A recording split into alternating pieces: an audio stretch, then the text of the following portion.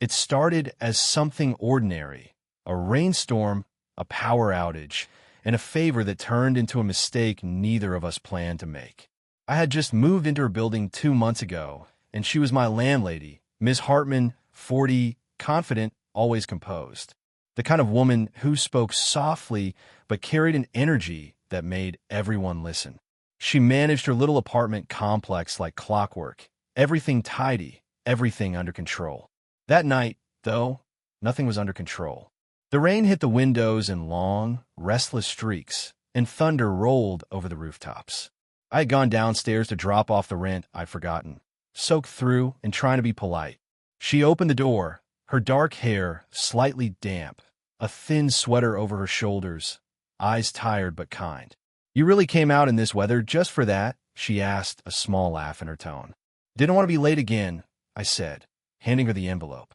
My fingers brushed hers, a small, warm touch that shouldn't have meant anything. But it did. When lightning flashed, the power went out completely. The room dimmed to gray. "Perfect timing," she sighed, shaking her head. "The backup generator doesn't start for a few minutes." She lit a candle from the kitchen counter, and the warm light softened her features.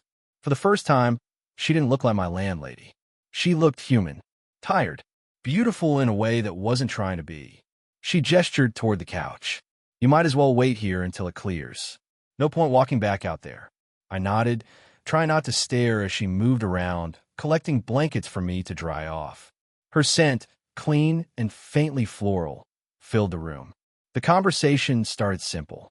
Weather, work, the apartment upstairs. But then she told me about her life, about how she bought the building after her divorce, how quiet it got at night when everyone went home. Her voice was steady, but her eyes carried a loneliness that slipped between her words. When I said, "You make this place feel like home," she paused. Just a second, but long enough for something unspoken to spark between us. Then came the rule. "You can't stay overnight," she said quietly, folding the last blanket. "It's not appropriate." I smiled a little, unsure whether to laugh or apologize. "Who said anything about staying?" She didn't answer, just looked at me with that calm, unreadable face. And yet, behind her eyes, I saw the truth she didn't want to admit. Because when the thunder rolled again and the candle flickered low, neither of us moved to open the door. The storm wasn't the only thing keeping me there that night. It was her silence, the kind that said, "Stay," and the rule she just made. I could tell, even then, she didn't really mean it. The storm refused to stop, rain thundering against the windows, wind howling through the narrow gaps of the old apartment building. She stood by the window, arms folded, pretending to be calm. The candlelight traced soft lines along her face, the faint tiredness under her eyes, the grace in the way she breathed. I watched her for a moment longer than I should have. There was something magnetic about her stillness. It wasn't just beauty. It was control, composure, something I'd never been close enough to break before. "I'll wait until it slows down," I said quietly, half offering her a reason to let me stay. "It might not stop for hours," she replied, still looking out. Her voice was low, thoughtful. "But it's fine. Just," she hesitated, turning toward me. "Just don't get too comfortable." I smiled, trying to hide the rush of warmth that filled my chest. "I'll try." The sound of rain softened between us, like it knew we were both lying.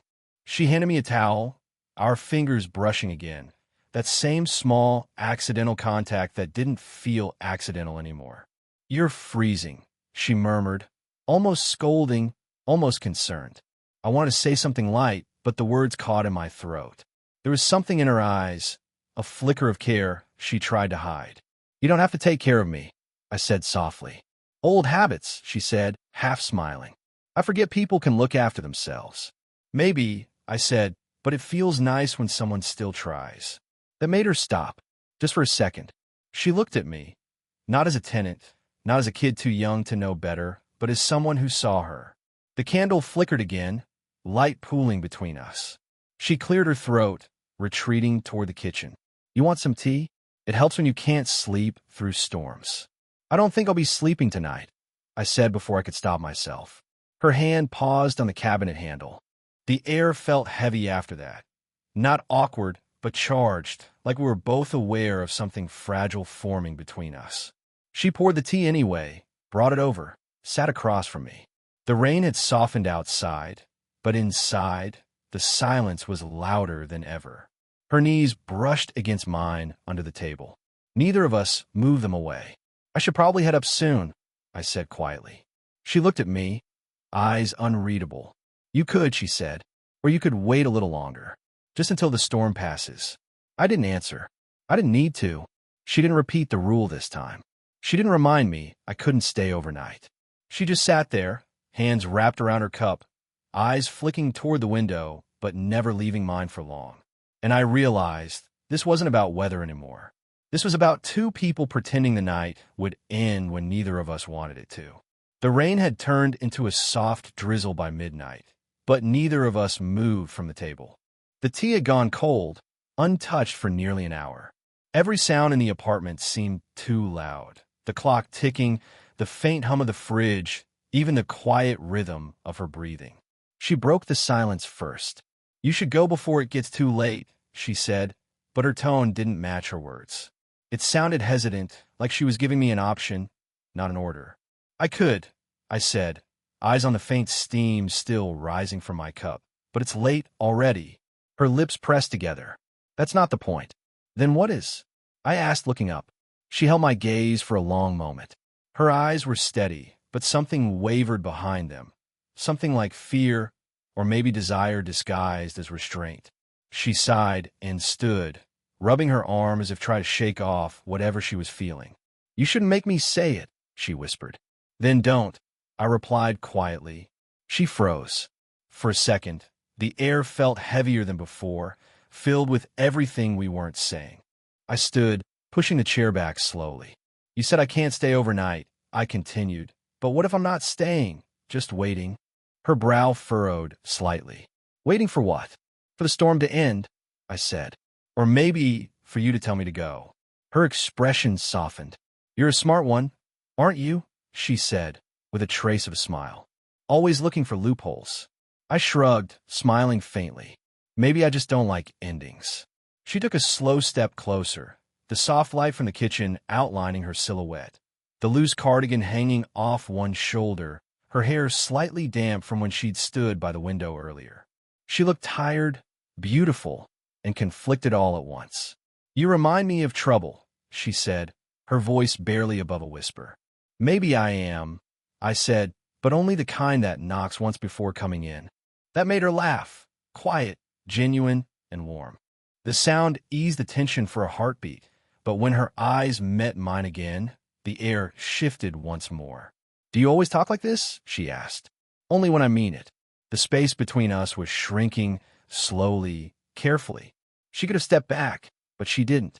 Her hand brushed the edge of the table, steadying herself, but her fingers lingered near mine. Lightning flashed outside, painting the room in white for an instant. When the light faded, we were closer, not touching, not quite, but close enough to feel the warmth between us. "You should go," she said again, softer this time. "I know. Then why aren't you moving?" "Because you haven't asked me to." She exhaled, almost a sigh, almost a confession. "You're making this very hard." "Maybe it's supposed to be," I said quietly. The clock ticked once more, the sound echoing through the stillness. She didn't answer. And for the first time, I realized sometimes silence is just another way of saying stay. Morning arrived without warning, a soft gray light slipping through the blinds, brushing across the worn wood floors and the half-empty cups from last night. The rain had stopped, but its memory lingered in the smell of wet air and quiet streets. I hadn't left. Not really. I dozed off on the couch sometime after 3, listening to the sound of her pacing softly in the other room. When I opened my eyes, she was standing by the kitchen counter, hair loosely tied back, wearing an oversized cream sweater that slipped down one shoulder. She looked half asleep, half lost in thought. "You stayed," she said, voice calm but not cold. I sat up slowly. "Guess I did." She didn't scold, didn't raise her voice. Instead, she poured herself a cup of coffee and leaned against the counter, eyes tracing the rim of the mug. "You don't listen very well, do you?" "Depends on what's being said." I replied, trying not to smile. Her lips curved faintly. You're lucky I'm not as strict as I used to be. Strict, I repeated. That's one word for it. She gave me a look, the kind that lingered, part warning, part curiosity. Then she took a sip and turned away, pretending to busy herself with the sink. But I could feel her awareness of me, the quiet pulse between us that neither of us wanted to name. I stood and stretched, moving toward her, careful not to overstep.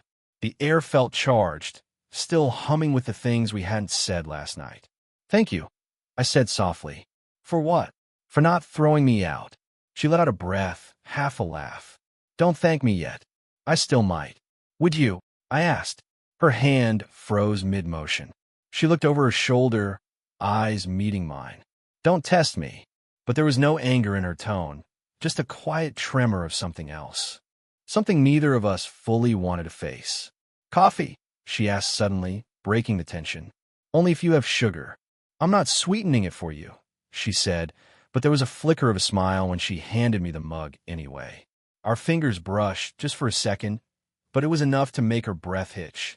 She stepped back quickly, eyes darting to the window. You need to learn boundaries, she murmured. Maybe, I said, taking a slow sip. But I think we both keep drawing new ones. Her eyes softened at that, but she didn't argue. The silence that followed wasn't heavy anymore. It was thoughtful, like we were both trying to figure out what this unspoken connection meant. Then, out of nowhere, she said, You're not like the others who've lived here. Is that a good thing? I haven't decided yet. She smiled faintly, and for the first time, it wasn't guarded. It was real. Outside, the clouds began to break, letting sunlight spill across the room. She looked at it like she hadn't seen the sun in a while. Maybe, she whispered, you should stay a little longer. The words were soft, almost lost in the quiet morning. But they were enough to make my heart race, because for the first time, she was the one breaking her own rules. Days began to blend into each other after that morning, slow, familiar, dangerously comforting. What was supposed to be temporary started feeling like something else. I fixed things around the house, changed light bulbs, helped carry groceries. She'd protest, of course, but not too much. And when she smiled, really smiled, it was enough to make every argument worth it. But the truth was, our silence spoke louder than anything we said. Every night, after dinner, she'd pour herself a small glass of red wine and sit by the window. I'd take the seat across from her, pretending to scroll through my phone. Neither of us said much. The world outside her house went on, cars passing, wind moving through the trees, but inside, it felt like time paused for us. One evening, I caught her looking at me longer than usual. Her gaze wasn't playful this time. It was searching, uncertain. What are you thinking about? I asked quietly. She hesitated, swirling the wine in her glass. That I shouldn't get too comfortable. Because of me? Her lips twitched. Your trouble. I've been called worse. She chuckled softly, but her eyes lingered on mine. The room was warm from the dim kitchen light, and I could see every subtle expression. The way her eyebrows lifted slightly when she tried to deflect emotion. The way she bit the inside of her lip when she wanted to say something but didn't. You make this house noisy, she said finally. Not with sound, just energy. I forgot what that felt like. I leaned back in my chair, watching her. You say that like it's a bad thing. It might be, she murmured, because it reminds me what I've been missing. The words hung there, honest, unguarded. I didn't move at first. I just let the silence stretch until it started to ache. Then, softly, I said, You don't have to miss it anymore. Her eyes flickered to mine, sharp, uncertain. You don't know what you're saying. Edo. You're young. You'll move out. You'll forget. Then don't let me forget. For a second, she froze. The air between us thickened, alive with tension neither of us could explain away this time. She put her glass down slowly, her fingers trembling just slightly, not out of fear, but because she felt it too. I stood, walking closer. Not too close, but enough that she could feel the warmth of my presence.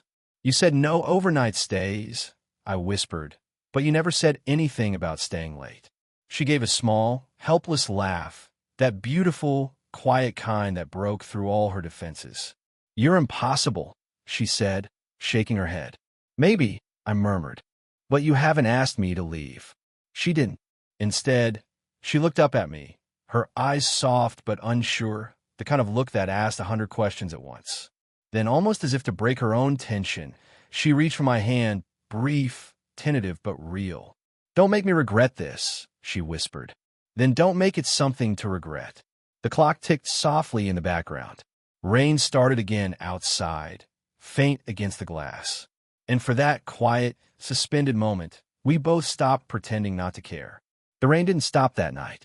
It drummed gently against the windows, a steady rhythm that filled the silence neither of us dared to break.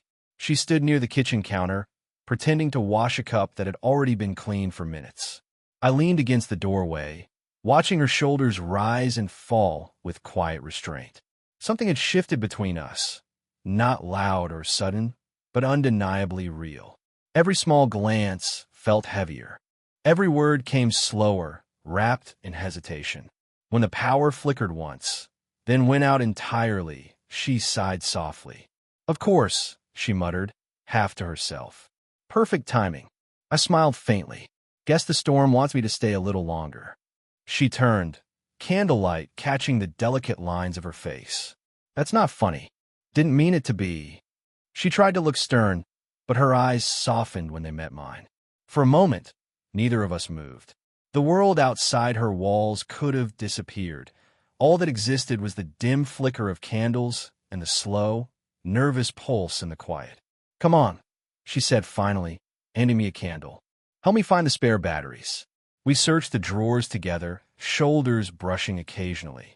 Each accidental touch felt deliberate. Her hand grazed mine once, light, fleeting, but it lingered in my chest long after. When we finally found what we needed, she sighed in relief and set the flashlight on the table. The sudden beam of light made her flinch, then laugh quietly. You always manage to make chaos feel less heavy, she said. Maybe you just needed company. Her smile faded a little, replaced by something deeper. That's what scares me.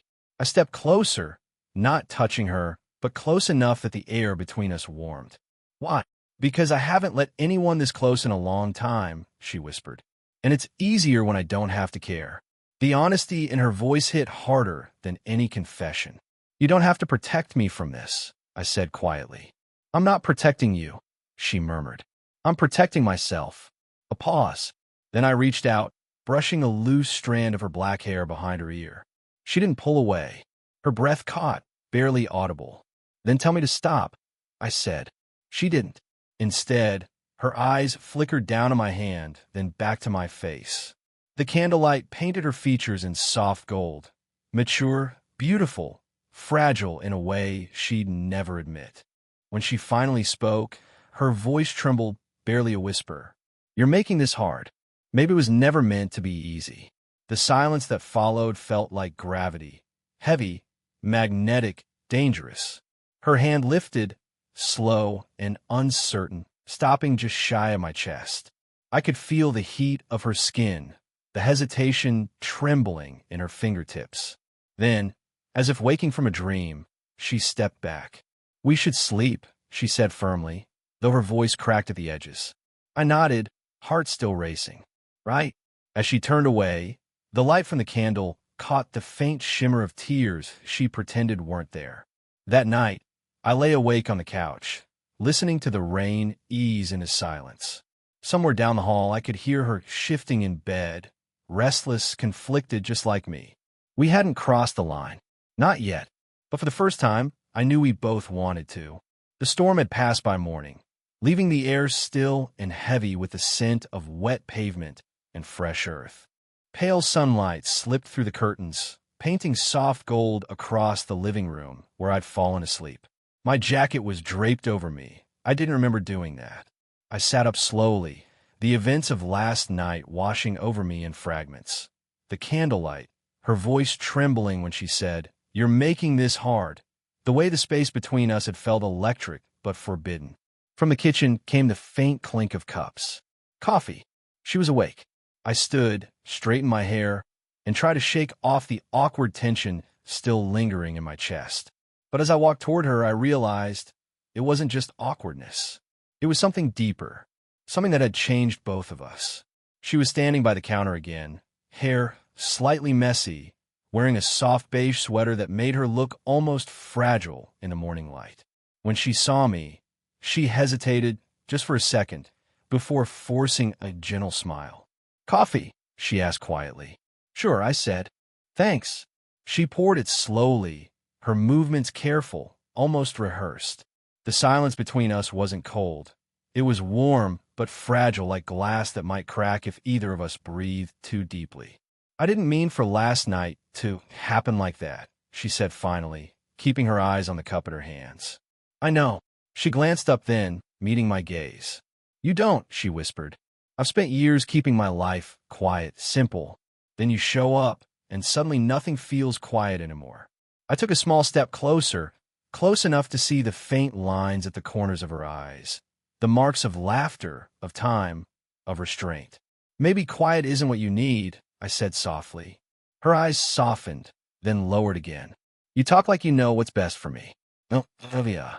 I just know what it feels like to want something and pretend you don't." She let out a slow breath, as if every word we spoke carried the weight of something unspoken. "You're too young to understand that some wants can ruin you. Or save you," I said quietly. She looked at me again, and for the first time, she didn't look away. Her hand trembled slightly as she set the cup down, the sound echoing faintly against the counter. Then she stepped forward, close enough that I could smell the faint sweetness of her perfume, the warmth of her skin. For a moment, she searched my face, eyes full of everything she hadn't said. "If we do this," she whispered, "there's no going back." I swallowed hard. "I don't want to go back." The air between us went still. Then she reached up, fingers brushing my cheek with a gentleness that made my chest ache. Her touch lingered, hesitant, tender, real. But instead of kissing me, she sighed and rested her forehead lightly against mine. "You make it impossible to stay strong." "Then stop trying." I breathed. She smiled, a quiet, trembling smile, and stepped back. "Finish your coffee," she said softly. "Then go before I change my mind." As I left later, sunlight broke through the clouds completely, flooding the small porch in light. I looked back once. She was standing at the window, her hand pressed against the glass.